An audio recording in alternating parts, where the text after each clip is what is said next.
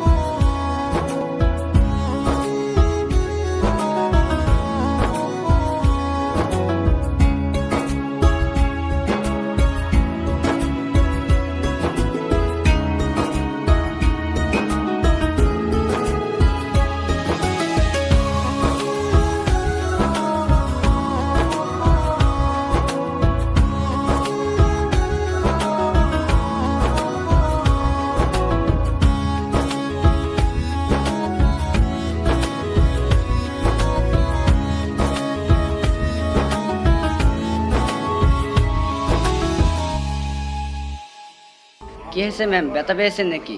পেয়েছি তো একটু, চলো কিচ্ছু হবে না।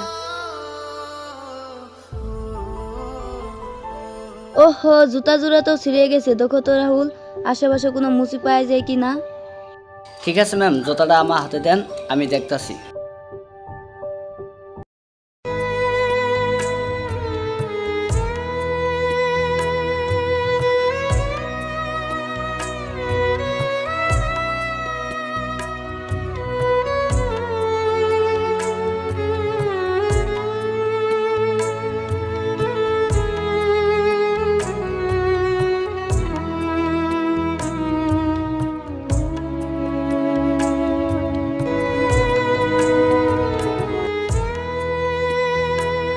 এই যে মুচি, জুতাটা সেলাই করে দে তো। ঠিক আছে ম্যাম, একটু দাঁড়ান দিচ্ছি। এই নি তাড়াতাড়ি সেলাই করে দে। এই যে ম্যাম, আপনি এটা কি করছেন?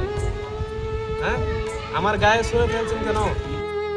ওরে বাবা রে, মুচির বাচ্চা ঢং দেখে বাঁচি না, এরম ভাবে ঢং করে যেন কুড়িপতি ছেলে। এই যে ঢং বাদ দিয়ে তাড়াতাড়ি সেলাই করে দে। ঠিক আছে, আপনারা একটু দাঁড়ান, আমি এক্ষুনি সেলাই করে দিচ্ছি।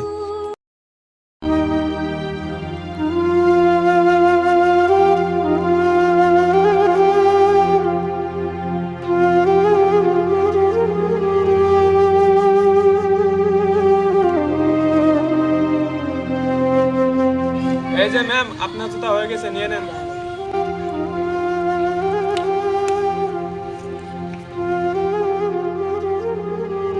এই যে ম্যাম, এখন আমার টাকাটা দেন। এই নি টাকা।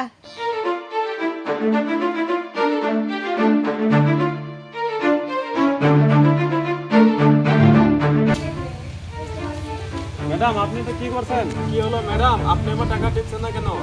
আমি তো আপনার থেকে ফ্রি টাকা চাচ্ছি না, আমি তো আপনার জুতা সিলাই করে দিয়েছি না, তো আপনি আমার টাকাটা দেন। তোদের মতো ছোট লোকের একই অবস্থা, বড় লোকের কাছে টাকা দেখলে লোকসান নিতে পারিস না। যত সব ভিখারি দল, তোকে আমি 1 টাকাও দিতে পারবো না।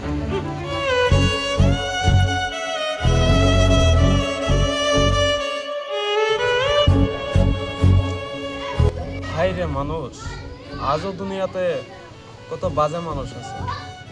আমরা গরিব মানুষ সবসময় ভাবে কারো 1 টাকা মেরে খেতে নেই, আর যাদের কাছে টাকা আছে তারাই মানুষকে ঠকায়। হাই রে দুনিয়া।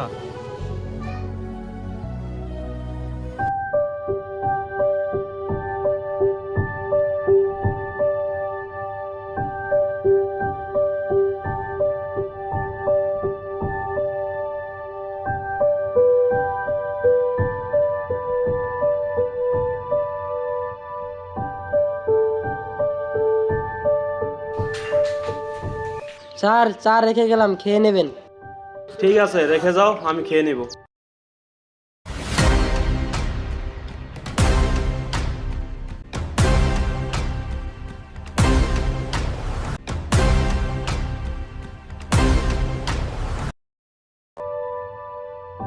Excuse me sir, may I coming?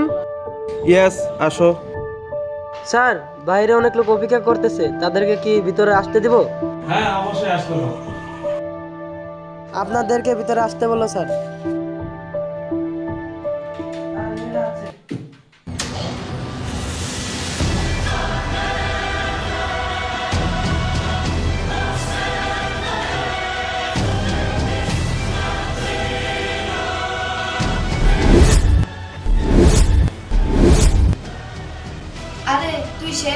বাচ্চা মুছি না?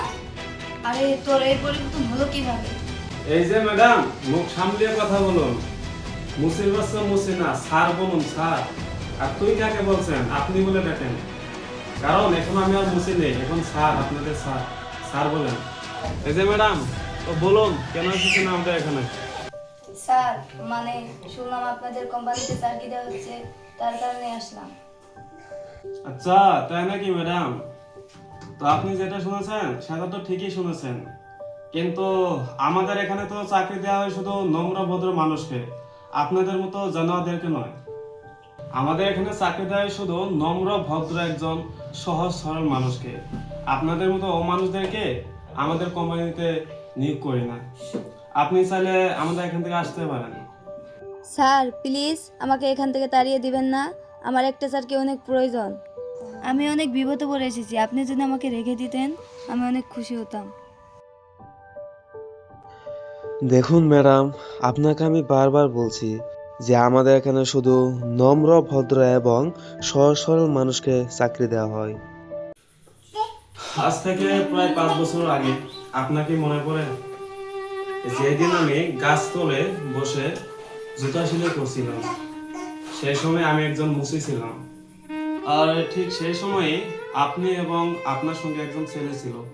আপনারা দুজন মিলে আমার এখানে আসছিলেন জুতা সেলাই করার জন্য। কিন্তু আপনার কি মনে আছে, আমি আপনার জুতাগুলো সুন্দরভাবে সেলাই করে দিয়ে ভালো করে পরিষ্কার করে দিয়ে আপনাকে দিয়েছিলাম। কেন দিয়েছিলাম? 2 টাকার আশায় দিয়েছিলাম। হয়তো আমাদের কাছে সেই সময় অনেক টাকা ছিল না, গরিব ছিলাম, কিন্তু সেই জন্য কি করেছিলাম, আপনার জুতাগুলো ভালো করে পরিষ্কার করে সেলাই করে দিয়েছিলাম মাত্র 2 টাকা পাওয়ার জন্য। আর আপনি কি করেছিলেন মনে আছে? আপনি আমাকে টাকা না দিয়ে আমার শরীরে জুতা ছুঁয়ে দিয়েছিলেন, সেই কথা মনে পড়ে না? আর আজকে আসছেন আপনি আমার কোম্পানিতে চাকরি করতে, আপনার কি একটু লজ্জা করে না? একটা কথা কি জানেন, সেদিন অনেক খারাপ লাগছিল আমার। আপনি যেদিন আমার শরীরে জুতা ছুঁয়ে দিয়েছিলেন আর কাজ করার পর আমাকে টাকা দিচ্ছিলেন না, তখন আমার কেমন লেগেছিল জানেন?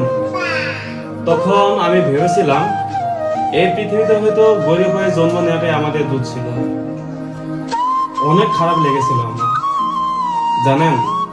মাত্র আমরা 10-20 টাকার আশায় রাস্তার ধারে বসে থাকি। আপনাদের মতো যারা বড় লোক আছে তারা কি করে, গরিব মানুষদেরকে সম্মান করে না, তাদেরকে অসম্মান করে, মানুষ বলেই ভাবে না। কিন্তু একটা কথা কি জানেন, আপনি বড় লোক হতে পারেন, আমি একজন গরিব হতে পারি, কিন্তু একটি কথা সবসময় মনে রাখবেন, আপনিও মানুষ আমিও মানুষ। মৃত্যুর পর কিন্তু আপনাকে কিন্তু পাকা ঘরে রাখবে না, আপনারা যেতে হবে কবরে, আমারও যেতে হবে কবরে। তাই বলি একজন ধনী থাক বা গরিব থাক, তাকে কখনো আলাদাভাবে দেখতে নেই। আমরা সব সময় একভাবেই চলতে হবে যে আমরা মানুষ। আপনারা আমার উপরে খারাপ পাবেন না ম্যাডাম, আপনারা এখন আসতে পারেন। আসি গো। জি স্যার। তাদেরকে নিয়ে নিচে বসে দিয়ে এসো।